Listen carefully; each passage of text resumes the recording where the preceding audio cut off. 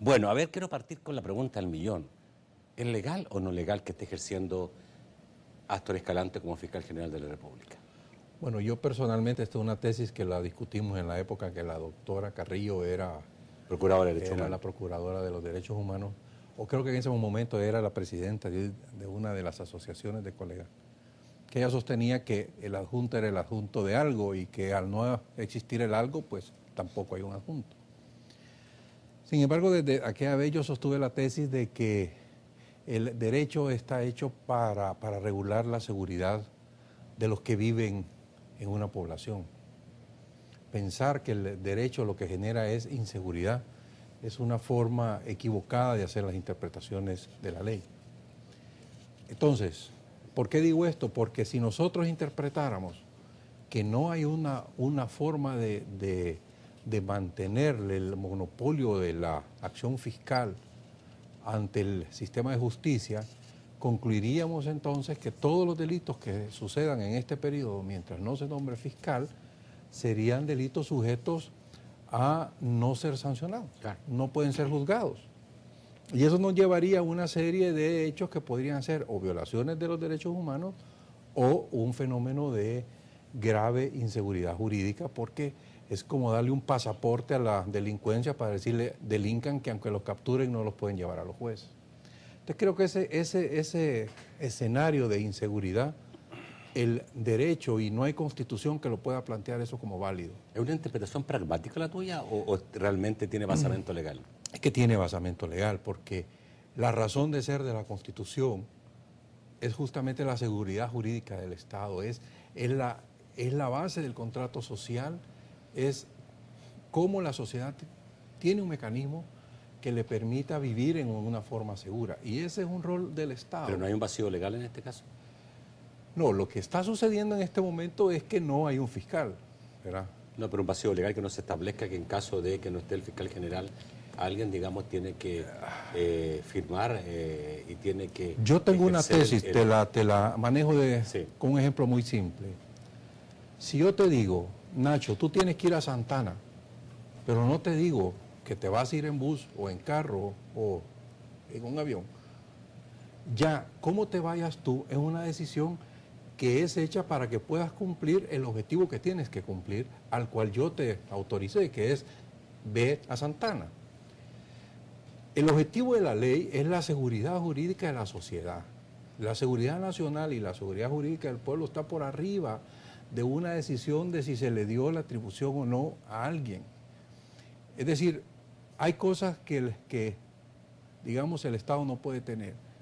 No puede quedarse sin presidente, no puede tener sus órganos básicos, fundamentales, tiene que estar conformado. Y si no, tiene que buscar una sucesión. Claro, pero el vicepresidente, tiene que ser así porque es un caso vital, ¿verdad? Es decir, si no se regula el presidente... Pero ¿no crees que sería mejor que en el caso de la ley orgánica de la Fiscalía señalara, digamos, como cuál es? Que eso lo contempla la ley orgánica. Es decir, aquí la discusión no es si la ley orgánica lo dice o no lo dice. Eso ya lo dice la ley orgánica, que en caso de ausencia de fiscal, por la razón que sea, el adjunto entra.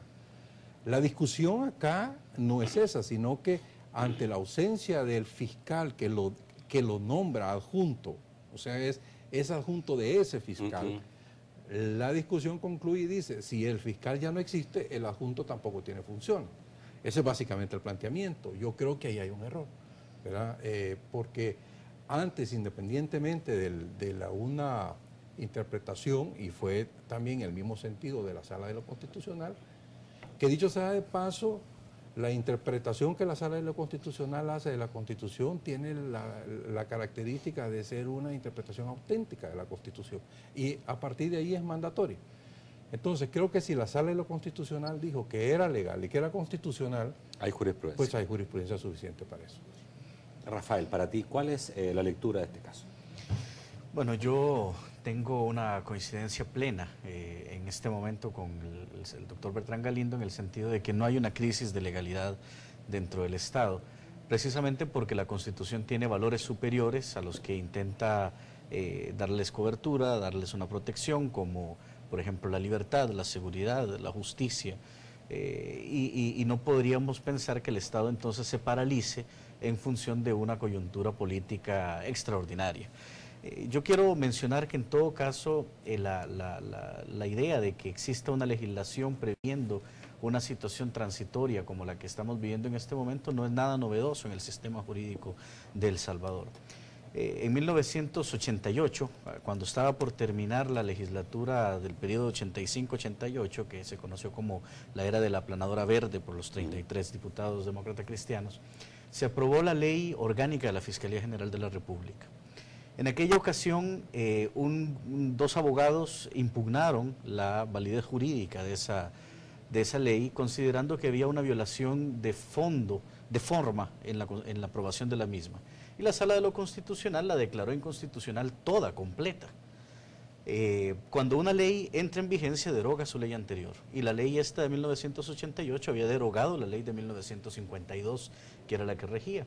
La Sala de lo Constitucional en aquella época, en su sentencia, la 5-88, si yo no me equivoco, señaló que la importancia de la Fiscalía General de la República es tal para la preservación del régimen jurídico en el país que suponer que la declaratoria de inconstitucionalidad de esa ley va a significar una cefalía de esa institución o peor aún la ausencia de la misma es un contrasentido.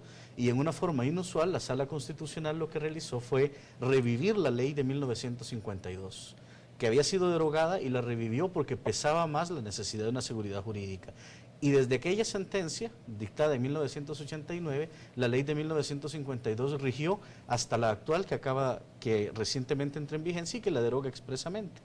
Eso demuestra cómo la importancia de la Fiscalía General de la República no se puede minimizar.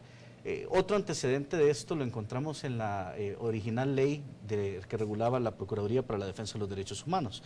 Ahí hubo un famoso artículo 15 que establecía que en caso de ausencia del titular por expiración del mandato, el adjunto continuaba en funciones.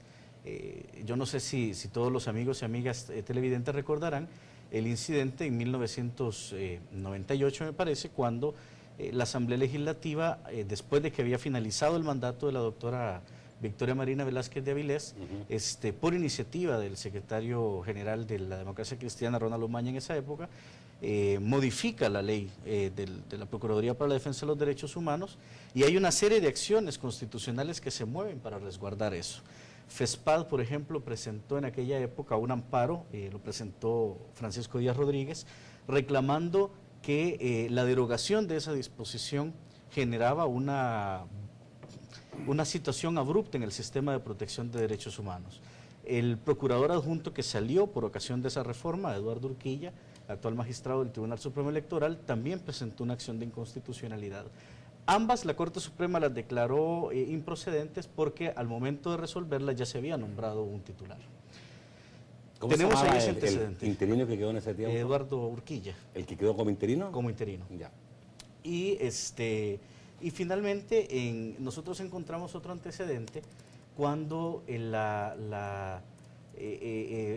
señor Benjamín Cuellar, en representación de IDUCA, presenta un amparo, una demanda de inconstitucionalidad, en contra de una interpretación a aquella ley de 1952 que por vía de interpretación extendía el mandato del fiscal general adjunto. En esa oportunidad, que fue la sentencia 64-2005 de la Sala Constitucional, precisamente la Sala da el salvataje de esta situación.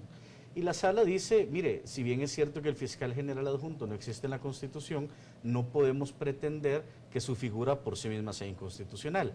Y en segundo lugar, si la Constitución le delega al fiscal muchas funciones, entre otras, designar a una persona de su confianza para que preserve la continuidad institucional mientras se da el consenso político para nombrar un nuevo fiscal, pues esa circunstancia excepcional y transitoria tiene completa validez constitucional en la lógica de la Sala de lo Constitucional, y me parece que es una lógica correcta.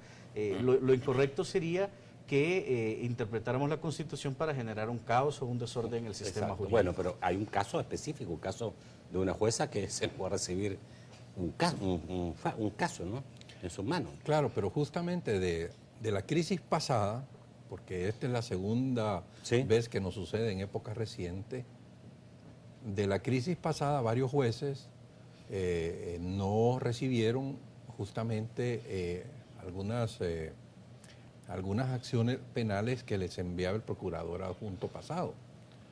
Y de ahí vino una reforma legal al sistema de la Corte, en donde la Corte dice que cuando los jueces hacen uso del derecho de no aplicabilidad por violación constitucional, que es un derecho que ellos tienen por la Constitución, en esos casos están obligados a enviarlos a consulta de la Sala de lo Constitucional para que la Sala vaya creando una especie de uniformidad en el análisis y en la interpretación de la Constitución.